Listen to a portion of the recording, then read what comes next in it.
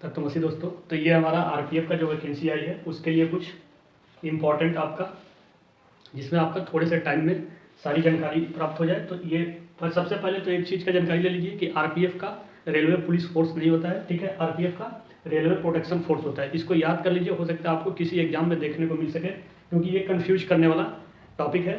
उसके बाद चलिए आइए देखते हैं कि फॉर्म ये कब से ओपन होगा और कब तक ये फॉर्म भरा जाएगा। उसके बाद इसमें क्या क्या क्राइटेरिया है, कितनी कितनी क्या चीज़ें हैं, वो सारी चीज़ें देख लेंगे। अगर उसके हिसाब से आप इसमें जो है फिट बैठते हैं तो आप इस फॉर्म को जरूर भरिए। क्योंकि देखिए, पंजाब में आपका पंजाब पुलिस का भी वैकेंसी आई है, उसके बाद बंगाल पुलिस का भी वैकेंसी आई है, उत्तर प्रदेश पुलिस की भी वैकेंसी आई है, और उसके बाद आपका ये रेलवे प्रोटेक्शन फोर्स में भी वैकेंसी आई है। मतलब आपके अगर देखेंगे सारे सिलेबस तो एक ही जैसा है, उसमें कोई डिफरेंस नहीं है। तो अगर एक को आप साध रहे हैं तो सब आप उसके माध्यम से सारे एग्जाम को जो है क्लियर कर सकते हैं और क्वालिफाई कर सकते हैं, और किसी भी डिपार्टमेंट में आपका एक सीट कंफर्म हो सकता है। तो चलिए इसमें देखेंगे कुछ क्राइटेरिया है, उस क्राइटेरिया में अगर फिट बैठ रहे हैं आप इस फॉर्म को जरूर भरिएगा, ठीक। तो क्राइटेरिया में यही है कि फिजिकली आप देखना पड़ेगा, बाकी में तो हमें लगता है कि आप सही होंगे। तो चलिए देखिए, इसमें फॉर्म जो है कब से कब तक का भरा जाएगा। तो अप्लीकेशन फॉर्म जो आपका ओपन होगा उसमें आपका देखिए 15 अप्रैल, यानी 15 अप्रैल से ये आपका फॉर्म ओपन हो जाएगा। 7 बजे रात को जो है आपका ओपन हो जाएगा, और ये लास्ट डेट जो है इसका 14/5/2024, यानी 14 तारीख के रात को 11:55 पर ये पूर्ण रूप से क्लोज हो जाएगा, ठीक है। तो इसका ये है। उसके बाद अगर इसमें एज देखेंगे तो एज में आपका कांस्टेबल और एसआई, इसमें 2 वैकेंसी है। आपको अगर पता नहीं है तो 2 वैकेंसी, एक कांस्टेबल के लिए है और एक एसआई के लिए है। तो इसमें से क्या करेंगे, कांस्टेबल के लिए जो एज है वो 18 से आपका 28 है, ठीक है। मतलब 18 से अगर नोटिफिकेशन देखेंगे आप तो नोटिफिकेशन में उसमें एकदम मेंशन किया हुआ है कि 18 बरस में होने में एक दिन भी अगर कम है तो भी आप फॉर्म को नहीं भर सकते, और 28 साल में एक दिन भी अधिक है तो भी आप फॉर्म को नहीं भर सकते, ठीक है। उसके बाद सबसे इंपॉर्टेंट ये है एसआई में, देखिए यहाँ पर 20 और 28 लिखा है, यानी 20 आपका होना चाहिए और मैक्सिमम 28। मैक्सिमम देखिए एसआई में जब भी आता है तो उसमें मैक्सिमम लिखता है 21। तो इस चीज़ को अगर भूल करके आप फॉर्म को ऐसा ना कि छोड़ दीजिए कि एसआई में 21 होगा, मेरा तो 21 है नहीं। अगर आपका 20 साल का उम्र हो गया है और आप ग्रेजुएशन है तो आप इसको आसानी से भर सकते हैं, ठीक है। उसके बाद इसमें एज रिलैक्सेशन भी मिलता है।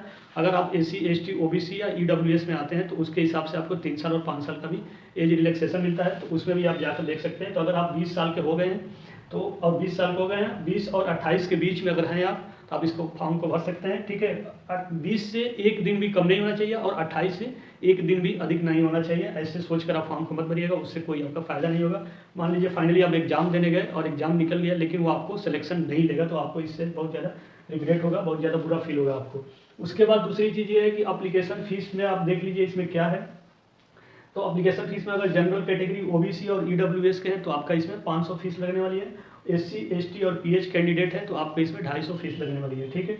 उसके बाद इसमें क्या है कि सभी कैटेगरी, यानी मादा है आप किसी भी कैटेगरी के हैं, अगर उसमें मादा है तो आपके लिए ये 250 रुपया लगेगा, ठीक है। वो चाहे किसी भी कैटेगरी को, लेकिन मादा है तो आपका 250 रुपया लगेगा। करेक्शन चार्ज आपका इसमें 250 रुपया लगेगा, इस बात को याद रखिएगा।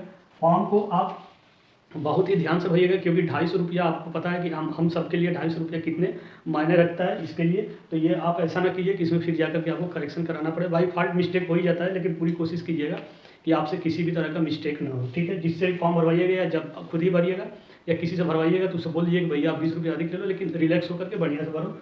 ये नहीं कि इसके चक्कर में हमारा 250 रुपया और एक्स्ट्रा चला जाए, ठीक है। उसके बाद रिफंड आपका, जैसे कि रेलवे फीस हमेशा रिफंड कर देती है, तो उसमें आपका स्टेज फर्स्ट के बाद ये फीस रिफंड हो जाएगा। जैसे पिछली बार बहुत सारे लोगों का जो रेलवे में वैकेंसी आई थी उसमें बहुत सारे लोगों का फीस रिफंड हुआ था, ठीक है, स्टेज फर्स्ट के बाद। तो इसमें भी आपका स्टेज जैसे फर्स्ट हो जाएगा तो सबकी फीसें रिफंड होना स्टार्ट हो जाएगी। उसके बाद इसमें वैकेंसी अगर देखेंगे तो वैकेंसी ये नहीं कह सकते कि बहुत ज़्यादा ठीक ठाक है, बहुत ज़्यादा ठीक ठाक नहीं है, वैकेंसी बहुत कम है। उसके बावजूद भी अगर देखेंगे तो इसमें 4660 सीटें हैं टोटल आपके लिए। इसमें भी 2 भागों में डिवाइड हो चुका है। उनमें से एक भाग में है एसआई में, तो एसआई में सबसे कम सीट है, 452 सीटें हैं, और कांस्टेबल के लिए आपको 4208 सीटें हैं, तो ठीक है। तो इसमें अगर आप कांस्टेबल एसआई दोनों के लिए अगर वैलिड है तो दोनों भरिएगा, अगर किसी एक के लिए है तो एक को भरिएगा, ठीक। उसके बाद क्वालिफिकेशन में आप देखेंगे तो एसआई के लिए ग्रेजुएशन है। ग्रेजुएशन मीन्स यानी आप किसी भी स्ट्रीम से ग्रेजुएशन किए हो, कोई जरूरी नहीं है। इसमें खास तौर से ये नहीं मांगा है कि इसी डिपार्टमेंट से आप ग्रेजुएट हो, कोई भी फील्ड से आप ग्रेजुएट हो, आप इंजीनियर हो, डॉक्टर हो, कुछ भी हो, आप बीए किए हो, कुछ भी किए हो, बीएससी किए हो, आप ग्रेजुएट हैं तो आप जाकर के इस फॉर्म को भर सकते हैं।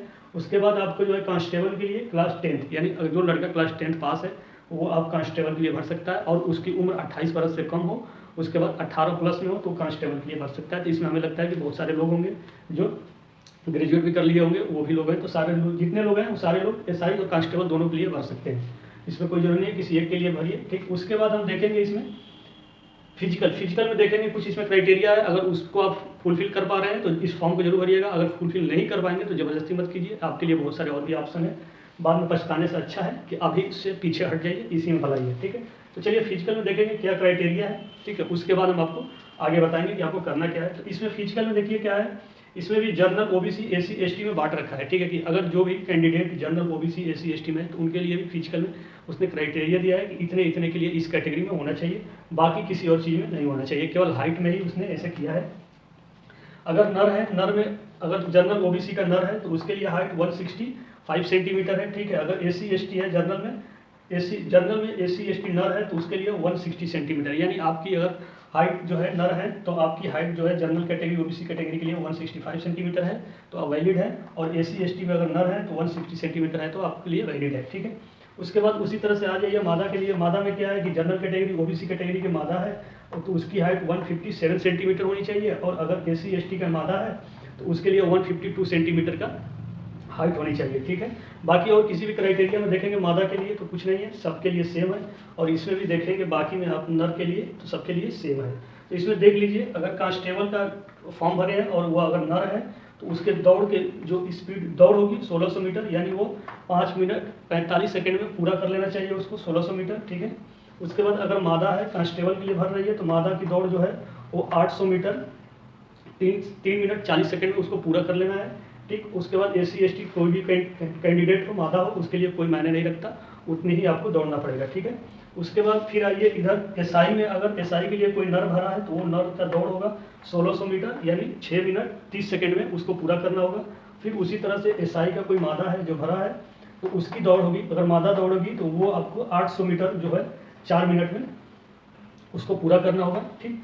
उसी तरह से आप देखिए एसआई नर में, नर अगर लंबी कूद, ठीक है, नर भरा है लंबी कूद है नर में तो 12 फीट उसको कूदना होगा, ठीक है। उसी तरह से ये एसआई के लिए मादा है तो मादा को 9 फीट ऊंची कूद लंबी कूद उसको कूदनी पड़ेगी, ठीक है। उसी तरह से आप कांस्टेबल में देख लीजिए, अगर नर है तो नर का जो है लंबी कूद कांस्टेबल के लिए, ठीक है, नर है तो उसके लिए लंबी कूद नर उसमें 14 फीट कूदेगा, ठीक है, चाहे वो किसी भी कास्ट के हो। उसी तरह से मादा के लिए है, मादा अगर लंबी कूद कूद रही है एसआई कांस्टेबल के लिए है तो उसके लिए 9 फीट कूदना पड़ेगा, ठीक है। उसी तरह से आपको देखिए फिर एसआई में नर का ऊंची कूद जो है 9 फीट 9 इंच, ठीक है, ऊंची कूद जो है 9 फीट 9 3 फीट 9 इंच है, ठीक है। उसी तरह से मादा है, अगर एसआई के लिए भरी है मादा तो मादा को कूदनी पड़ेगी ऊंची कूद 3 फीट, चाहे वो किसी भी कास्ट के हो, तो ठीक है। तो इसमें आप देख लीजिए यही फिजिकल क्राइटेरिया है, अगर आप इसको फुलफिल कर पा रहे हैं तो आप इसके लिए एलिजिबल है, आप इस फॉर्म को जा करके जरूर भरिएगा। वैसे जब ये फॉर्म ओपन होगा तो मैं आपके लिए वीडियो लेके आ जाऊँगा, आपको सूचित कर दूंगा कि ये फॉर्म ओपन हो गया और आप जाकर के आसानी से इस फॉर्म को कैसे भरना है ये भी हम आपको बता देंगे, क्या क्या इसमें डॉक्यूमेंट्स लगते हैं ये भी हम सारे आपको डिटेल में जानकारी दे देंगे। तो ये हमारा फिजिकल क्राइटेरिया है नर और मादा का। इसमें आपकी फीस जो रही वो देख लीजिए, फीस जरूर देख लीजिएगा, अगर वो मादा है तो क्या किसी भी कैटेगरी का उसके लिए सेम फीस है,